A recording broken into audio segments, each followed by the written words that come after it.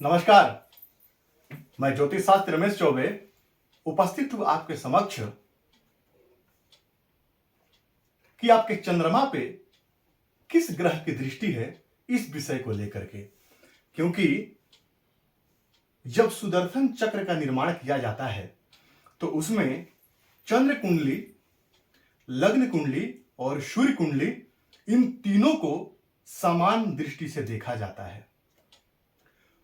तो जितना ही आपका लग्न कुंडली आपके लिए महत्वपूर्ण है, उतना ही चंद्र कुंडली भी आपके लिए महत्वपूर्ण है। क्योंकि चंद्रमा एक ऐसा ग्रह है जो आपके मन स्थिति को दिखाता है कि चंद्रमा से भी, जैसे कि लग्न से अलग अलग भावों में ग्रह बैठते हैं तो क्या फल मिलता है, वैसे चंद्रमा से भी देखना पड़ता है कि चंद्रमा से आपके अलग अलग भाव में ग्रह हैं तो क्या फल मिलता है। ये भी एक विषय है, इस पर भी मैं कभी आपसे चर्चा करूंगा कि आपके चंद्र से द्वितीय भाव में कौन सा ग्रह है, तृतीय भाव में कौन सा ग्रह है, तो उसका क्या फल मिलता है। बड़ा महत्वपूर्ण विषय है। तो चंद्रमा पे जिस प्रकार के ग्रह की दृष्टि पड़ेगी, जातक की मन स्थिति कुछ उसी प्रकार की होगी। क्योंकि मान लीजिए कि आप या कोई व्यक्ति जो है एक थिएटर में बैठ के एक पिक्चर देख रहा है, उस समय उसका जो पूरा ध्यान आकर्षित उस वीडियो पे होता है, उस मूवी पे होता है, तो उस समय उसमें जो जो चल रहा होता है, जैसे कि मान लीजिए कि कोई इमोशनल सीन आता है तो देखिएगा उसकी आंखों से आंसू निकल जाता है, या कोई ऐसा सीन आता है तो उसको गुस्सा भी आता है। तो मन स्थिति की, यानी मन के उतार चढ़ाव को वो कहीं ना कहीं अपने व्यक्त करता है उस माध्यम से। इसी प्रकार से व्यक्ति जिस संगति में रहता है उसका असर पड़ता है। इसीलिए मैं बार बार हमेशा कहता हूं कि नकारात्मक सोच वाले व्यक्तियों के साथ रहना बंद कर दीजिए। क्योंकि नकारात्मक सोच वाले व्यक्ति के साथ रहेंगे तो आपकी जिंदगी पे नकारात्मक प्रभाव ज्यादा पड़ेगा। पॉजिटिव रहिए, हमेशा एक सकारात्मक सोच रखिए। कहां से मिलेगा यह सकारात्मक सोच? जब सकारात्मक व्यक्ति के साथ रहेंगे तब मिलेगा। आप नित्य हरि नाम में लीन रहिए, भगवान का नाम लेते रहिए। नाम एक ऐसा शब्द है, मैंने आपको पिछली बार ही बताया था कि किसी भी अवस्था में आप भगवान का नाम जप सकते हैं। मंत्र नहीं, वैदिक मंत्र का उच्चारण नहीं, सिर्फ नाम। और नाम का तो इतना महत्व कि मैंने आपको बताया था कि उल्टा नाम जपत जग जाना, वाल्मीकि भय ब्रह्म समाना। सिर्फ नाम जप के ब्रह्म ऋषि बन गए। तो क्या आप नाम जप करके भगवान का सिर्फ और सारी अपने कष्टों से और भवसागर से पार नहीं उतर सकते हैं? सोचिएगा, सोचने का विषय है थोड़ा सा, क्योंकि मन की बात चल रही है, इसीलिए मैं सोच पे आपको बार बार कह रहा हूं। तो चंद्रमा एक ऐसा ग्रह है जो हमारे मन की स्थितियों को दर्शाता है। तो चंद्रमा पे जिस प्रकार के ग्रहों की दृष्टि होगी, आपका मन उसी प्रकार से कहीं ना कहीं बेचैन रहेगा। मान लीजिए, कैसे देखेंगे इसको? तो यहां पे एक मैंने एग्जाम्पल कुंडली ले रखा है और यहां पे मैं चंद्रमा को 1 नंबर लिख करके और यहां दिखाऊंगा, और सारे ग्रहों की दृष्टि मैं यहां से दिखाऊंगा। हालांकि कुछ ग्रहों की विशेष दृष्टियां भी होती है, जैसे कि बृहस्पति की 5वीं, 7वीं और 9वीं, राहु केतु की भी बृहस्पति के समान 5, 7 और 9, शनि का 3रा, 7वां और 10वां, मंगल का 4था, 7वां और 8वां। तो चंद्रमा पर जैसे ग्रहों की दृष्टि होगी वैसे आपको प्रभाव देखने को मिलेगा। अब मान लीजिए कि चंद्रमा पर यदि यहां सूर्य बैठ के देखें, तो अब ये मत देखिएगा नीच राशि मुच राशि में, उस पर चर्चा नहीं हो रही है हमारी। क्योंकि ठीक है, अलग अलग लग्नों में उसका प्रभाव अलग अलग होगा, लेकिन एक सामान्य जो मूल उद्देश्य है हमारा कि किस ग्रह की दृष्टि है तो कैसा प्रभाव पड़ेगा, ये आज का हमारा मुख्य विषय है। तो मान लीजिए कि आपकी चंद्रमा पर यदि सूर्य की दृष्टि पड़ी तो क्या होगा? तो सबसे पहले आपको समझना पड़ेगा कि सूर्य है कौन। सूर्य राजा हैं, सूर्य शासक हैं, सूर्य राजा हैं, सूर्य शासक हैं। और कैसे हैं? अधिपत्य, माने ग्रहों के राजा हैं तो किसी चीज को जो है वो अधिपत्य यानी कि पाने, अधिकार जमाने वाला। तो जिस व्यक्ति के सूर्य पे लग्न, जिस व्यक्ति के चंद्र लग्न पे, यानी चंद्रमा जहां बैठे हो, आपका चंद्र लग्न हो गया, तो जिसके व्यक्ति के चंद्रमा पे सूर्य की दृष्टि होगी तो ऐसा जातक कैसा होगा? क्योंकि जब योग बनेगा सूर्य चंद्रमा का, तो ये पूर्णिमा का जन्म होगा। तो इसमें दोनों तरह के प्रभाव को देखने को मिलेगा। ऐसा जातक चाहेगा क्या कि मैं सबको अपने बस में करके चलूं, एक शासक के भांति सब पे अपना अधिकार जमाऊं, मैं जो कहूं वो लोग माने, मैं जो कहूं वो लोग उस चीज का अनुसरण करें। मैंने एक अपना शासन, अपना एक पावर दिखाने की कोशिश करेगा, क्योंकि सूर्य का प्रभाव क्या है? राजा के समतुल्य, राजा के समतुल्य क्षत्रिय वर्ण के हैं। तो जातक के अंदर जो है क्या है? क्रोध होगा। जातक छोटी छोटी बातों पे क्रोध करने वाला होगा, अपने बात जो कह दिया उस पर अडिग रहने वाला होगा, उस पे मैंने उसने जो कह दिया एक बार उससे हटेगा नहीं, अपने बातों से, अपने बातों पे टिक के रहने वाला होगा। उसके मन में आएगा कि बहुत सारे जय जो जन सैलाब है वो मेरे पीछे आए, सब लोग मेरी बात माने, मैं सब पे अपना अधिकार कर लूं। एक राजा के समतुल्य जातक की सोच हो जाएगी। लेकिन कई बार ऐसा जातक मन से बेचैन भी होगा। अब ये क्यों होगा? क्योंकि यदि किसी चीज पे, मान लीजिए आपको यदि कुछ दिखाई ना दे, आपको यदि कुछ दिखाई ना दे, तब तो आपको दिखाई नहीं दे रहा, अंधेरा है वहां पे, अंधेरे में कोई कैसे देख सकता है। लेकिन अचानक यदि आपके आंख पे एक मैं बड़ा सा फ्लैश मार दूं या टॉर्च मार दूं, तब भी कुछ देर के लिए आपको आंख से दिखना बंद हो जाएगा। तो चंद्रमा तो सूर्य के प्रकाश से प्रकाशित होते हैं। तो जब ये स्थिति बनेगी तो सूर्य चंद्रमा बिल्कुल आमने सामने रहेंगे, तब भी जातक का मन कहीं ना कहीं भटकता है, तब भी जातक का मन कहीं ना कहीं अशांत रहता है, ये पूर्णिमा के योग में भी। तो दोनों तरह का प्रभाव जातक के अंदर देखने को मिलेगा। जातक की सोच शासक वाली, राजशाही वाली हो जाएगी। अब मान लीजिए कि इसी आपके चंद्रमा पे यदि मंगल की दृष्टि पड़े, तो मंगल की दृष्टि पड़े तो मंगल की दृष्टि में आपको बताया कहां कहां से पड़ेगा। यहां से पड़ेगा, मंगल यहां रहेंगे तो यहां से पड़ेगा, और साथ ही साथ मंगल यहां रहेंगे तब भी 8वीं दृष्टि पड़ेगी। तो मंगल की जब दृष्टि चंद्रमा पे पड़ेगी तो कैसा होगा? तो मंगल कौन है? तो मंगल है पराक्रम, मंगल है सेनापति, मंगल है खून। और जब चंद्रमा पे मंगल की दृष्टि पड़ती है तो उसको कहते हैं क्या? लक्ष्मी योग। अब लक्ष्मी योग क्यों कहते हैं? चंद्रमा पे जब चंद्रमा पे मंगल की दृष्टि पड़ी तो लक्ष्मी योग कैसे हो गया? क्योंकि चंद्रमा मन है और मंगल पराक्रम है। तो जब मंगल यानी कि पराक्रम जब चंद्रमा को देखेगा तो जातक पराक्रम करने के लिए प्रेरित होगा, और जो व्यक्ति पराक्रम करेगा वो निस्संदेह लक्ष्मीवान होगा। यदि शेर बैठा रहे तो शिकार उसके मुंह में चल के नहीं आएगी, उसको अपना पौरुष दिखाना पड़ेगा, उसको जाकर के और उस जानवर को पकड़ना पड़ेगा, शिकार करना पड़ेगा, तब जाकर के वो अपना पेट भर सकता है। उसी प्रकार जब मंगल की दृष्टि जब चंद्रमा पर पड़ती है तो मन पे पराक्रम की दृष्टि पड़ी जाती, तो मन से पराक्रमी हो जाएगा और किसी भी चीज को पाने के लिए प्रयत्न करेगा और वो चीज प्राप्त करेगा। अब ठीक सूर्य के समान भी, क्योंकि मंगल भी क्या है? सेनापति है। तो जातक के अंदर क्रोध भी रहेगा, ऐसा जातक बहुत जल्दी क्रोधित भी हो जाएगा। और ऐसे जातक को मैंने देखा है कि उच्च रक्तचाप यानी कि ब्लड प्रेशर की भी प्रॉब्लम होती है, क्योंकि छोटी छोटी बातों पे तुरंत गर्म हो जाता है, तुरंत गुस्सा हो जाता है, छोटी छोटी बातों पे। पराक्रमी होगा, पराक्रम करने वाला होगा और अपने पौरुष से सारे चीजों को प्राप्त करने वाला होगा।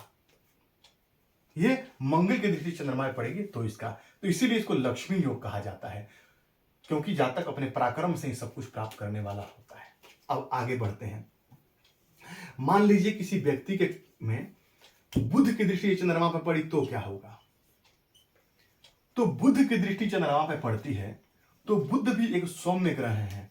अब आप यहां पे ये मत सोचिए कि सूर्य की ये दोनों शत्रुता है, दृष्टि पड़ा तो खराब हो जाएगा, मत सोचिए। बुध भी एक शुभ ग्रह है, तो बुध यदि शुभ ग्रह किसी पाप ग्रह के साथ नहीं बैठे हैं और तब जो चंद्रमा को देखते हैं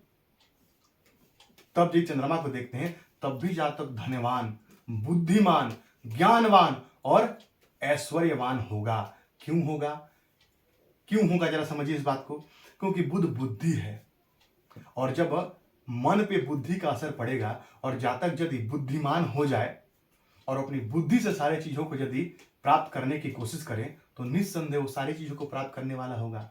जातक ज्ञानी होगा, अपने ज्ञान से हर चीजों को प्राप्त करने वाला होगा, उसके अंदर सूझबूझ की शक्ति होगी। ये प्रभाव है। तो यदि आप ऐसा समझते हैं कि बुध की दृष्टि चंद्रमा पर पड़ती है दोनों शत्रु हैं, नुकसान हो जाएगा, ऐसा नहीं है। ये भी एक प्रकार का राजयोग है, ये भी एक प्रकार का मान के चलिए तो गजकेसरी योग के समान ही फल देता है।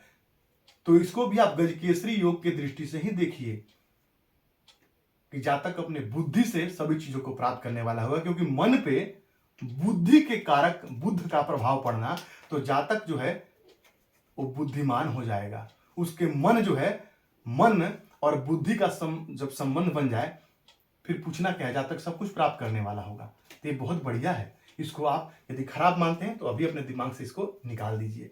अब मान लीजिए कि किसी व्यक्ति के चंद्रमा पे गुरु की दृष्टि पड़े तो आप जानते हैं कि बृहस्पति पे चंद्रमा की या चंद्रमा पे बृहस्पति की दृष्टि पड़े तो महानतम राज योग यानी गजकेसरी योग है। तो गजकेसरी योग है, तो इस गजकेसरी योग का क्या प्रभाव पड़ता है? तो बृहस्पति क्या है? तो बृहस्पति संतान के कारक हैं। बुद्ध, बृहस्पति ज्ञान है। जैसे बुद्ध बुद्धि के कारक है, वैसे बृहस्पति ज्ञान के कारक हैं। तो जब मन पे ज्ञान का प्रभाव पड़ेगा तो जातक मन से ज्ञानी होगा, आध्यात्मिक होगा, क्योंकि बृहस्पति धर्म के भी कारक हैं। तो जातक आध्यात्मिक होगा और बुद्धिमान, ज्ञानवान, हर प्रकार से जो है चीजों को समझने वाला। और जो व्यक्ति ज्ञानवान है, धनवान तो निस्संदेह होगा। जो ज्ञानवान है, धनवान निस्संदेह होगा।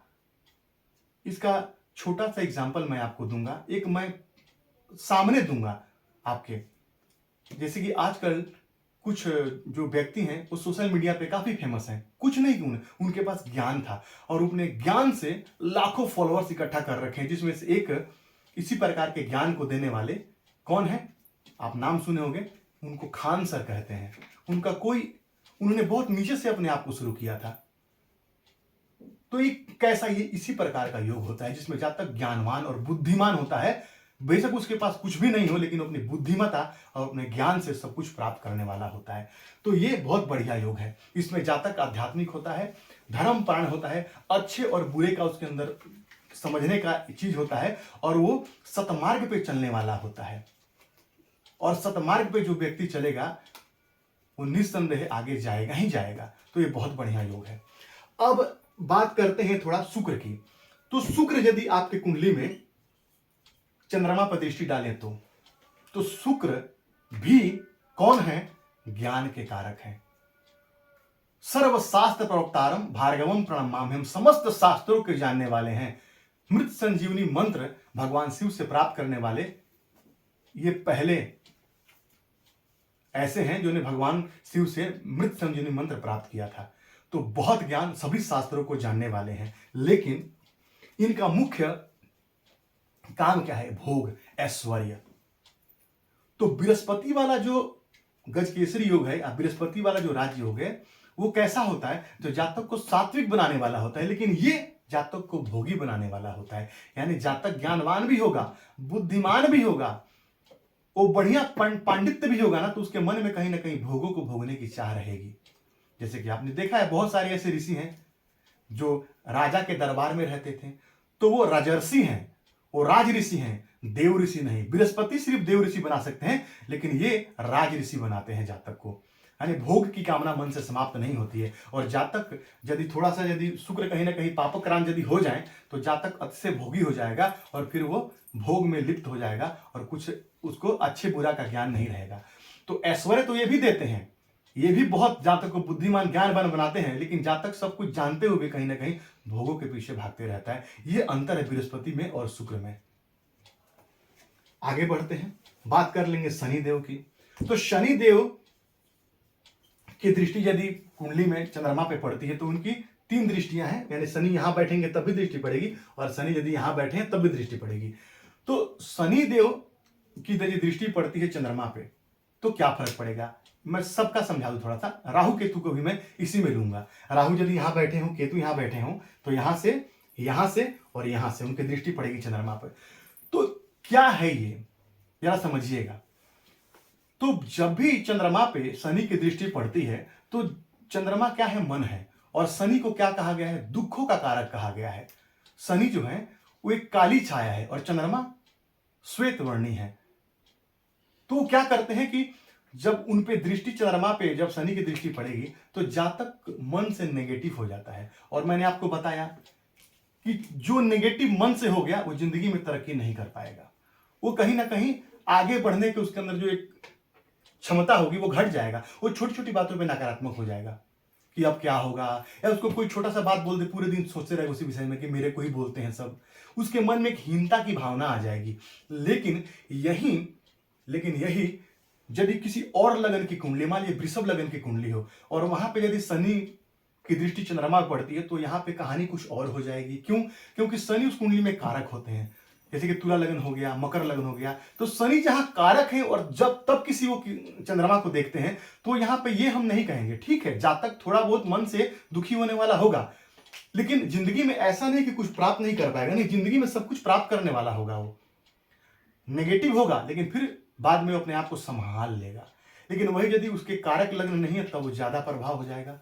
जैसे कि और एक आध, जैसे कि राहु की भी दृष्टि पड़ गई, शनि की भी दृष्टि पड़ गई, तो चंद्रमा पे, तब वो यहाँ चंद्रमा ज्यादा नेगेटिव हो जाएंगे और जब तक मन से हीनता की भावना आ जाएगी। और ऐसे ही राहु और केतु का भी सेम प्रॉब्लम है, उनकी भी यही समस्या है कि जब राहु और केतु बैठ के चंद्रमा को जब देखते हैं तो ग्रहण योग का निर्माण कर देते हैं, और जब शनि देखेंगे तो विष योग का निर्माण करेंगे।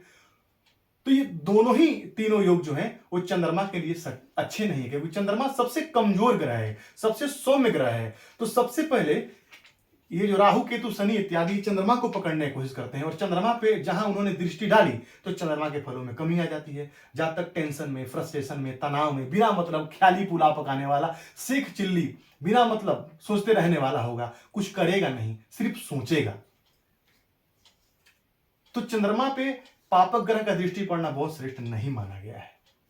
वो जातक को नकारात्मक सोच वाला बना देते हैं और जातक मन से दुखी रहने लगता है, और जो व्यक्ति मन से दुखी रहेगा वो आगे कभी नहीं बढ़ पाएगा। इसीलिए मैं आपको कहता हूं कि जहां पॉजिटिव वाइब्रेशन है वहां रहिए। तो चंद्रमा पे यदि किसी भी प्रकार से आपके राहु शनि इत्यादि की दृष्टि है, आप शिव जी के शरणागत हो जाइए, भोलेनाथ की पूजा कीजिए। भोलेनाथ की पूजा करने से चंद्रमा अपने आप प्रसन्न हो जाते हैं। क्यों? ऐसा क्यों? क्योंकि रावण ने सभी ग्रहों को बंदी बना लिया था, लेकिन चंद्रमा को बंदी नहीं बना पाया, क्योंकि वो चंद्रमा शिव जी के सिर पे विराजमान है। तो उन्होंने क्या किया? शिव जी का ही भक्त बन गया और शिव जी का ही परम भक्त बन गया, तो चंद्रमा उसके अपने आप अच्छे हो गए। तो इस प्रकार से आप चंद्रमा को यदि अच्छा फल प्राप्त करना चाहते हैं तो भोलेनाथ की आराधना कीजिए, इसमें भोलेनाथ की भी कृपा मिलेगी और आपको चंद्रमा भी आपकी कुंडली में अच्छे हो जाएंगे। तो चंद्रमा पे राहु केतु शनि इत्यादि की दृष्टि पड़ना बहुत श्रेष्ठ नहीं मानेंगे। तो यकीन है कि आज आपको विषय समझ में आया होगा।